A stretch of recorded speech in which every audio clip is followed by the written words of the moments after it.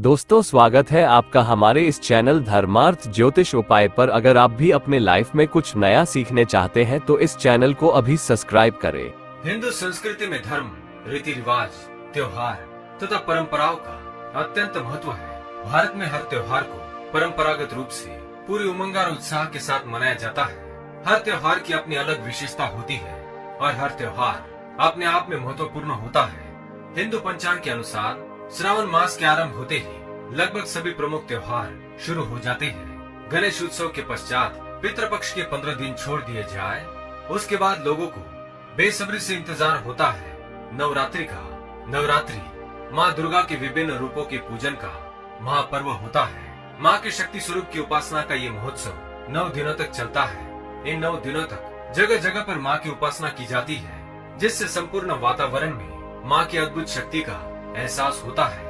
लोग अपने घरों में तो माँ की उपासना करते ही है और साथ ही शहर में विभिन्न स्थानों पर विभिन्न मंडलों के द्वारा माँ की भव्य मूर्तियाँ विराजित की जाती है और 9 दिनों तक पूरी श्रद्धा भक्ति के साथ माँ का उत्सव मनाया जाता है। कई लोग पूरे 9 दिनों तक उपवास करते हैं, पूजा पाठ और हवन इत्यादि करते हैं। बहुत से घरों में माँ की आराधना में घट बैठाते हैं और गरबे खेले जाते हैं। नवरात्रि में हम सभी को ये तो पता होता है हमें क्या करना चाहिए और माँ की उपासना और पूजा पाठ करने के क्या नियम होते हैं, लेकिन हम ये नहीं जानते कि नवरात्रि में हमें किन बातों का विशेष ध्यान रखना चाहिए और कौन से कार्य बिल्कुल भी करने नहीं चाहिए, क्योंकि हमारी माँ दुर्गा बहुत भोली होती है। हमारे सिर पर हमेशा अपना कृपा हस्त रखती है।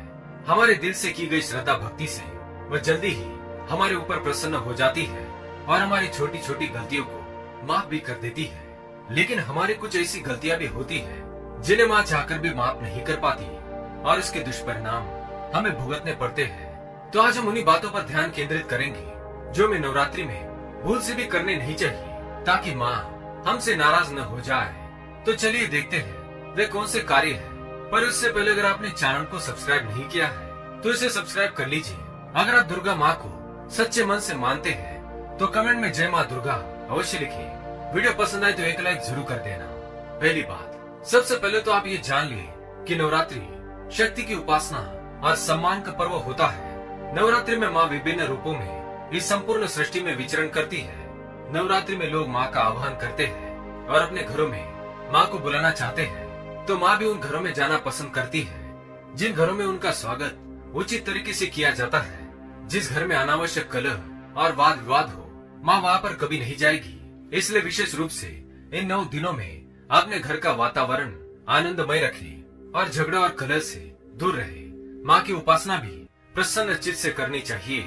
दूसरी बात, अपने घर में कभी भी किसी भी महिला या कन्या का अपमान ना करें और ना ही उनके साथ दुर्व्यवहार करें। जिन घरों में महिलाओं का अपमान होता है, चाहे आप कितने भी पूजा पाठ कर ले, लेकिन माँ दुर्गा आपके घर में कभी प्रवेश नहीं करेंगी। इसलिए 9 दिनों के दौरान भूल से भी अपने घर की महिलाओं का या कन्याओं का या अपनी माता का अपमान ना करें। तीसरी बात, नवरात्रि के 9 दिनों तक चमड़ा या चमड़े की बनी हुई किसी भी वस्तु का उपयोग ना करें। ये शास्त्रों की दृष्टि से वर्जित है। जीवों को निर्दयता से मारकर उनकी चमड़ी से बनी हुई वस्तुओं का उपयोग करने से माँ रुष्ट हो जाती है।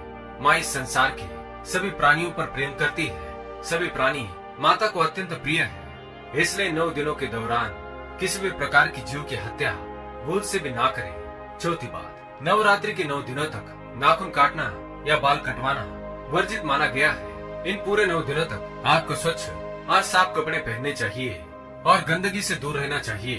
पांचवी बात, नवरात्रि के 9 दिनों तक मांसाहार ना करें और ना ही मद्यपान करें। यह स्वास्थ्य की दृष्टि से तो नुकसानदायक होता ही है, साथ ही नशा करने वालों से माँ हमेशा दूर रहती है। ऐसे लोगों पर अपनी कृपा कभी नहीं बरसाती। कोशिश करें 9 दिनों तक अपने आहार में प्याज और लहसुन का भी उपयोग ना करें। तामसी भोजन के बजाय सात्विक आहार करें, जिससे आपके मन में अच्छे विचार आएंगे।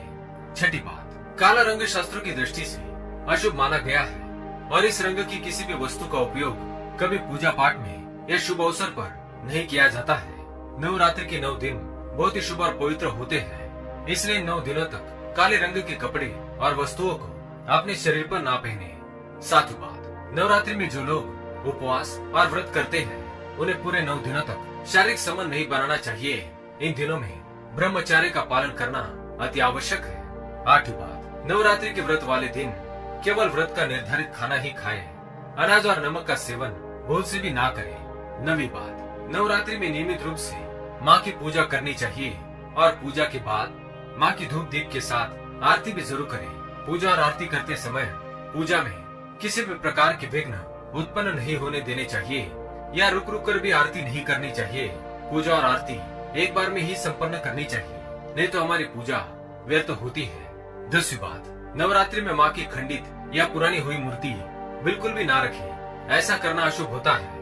हमेशा माँ की नई मूर्ति की स्थापना करें और ध्यान रहे नवरात्रि के 9 दिनों में अपने घर को कभी भी अकेला ना छोड़े। अगर घर में घट स्थापना की हुई है तो घर में कोई ना कोई स्त्री या पुरुष अवश्य रुकना चाहिए। ऐसे समय में घर को खाली छोड़ने से अशुभ होता है।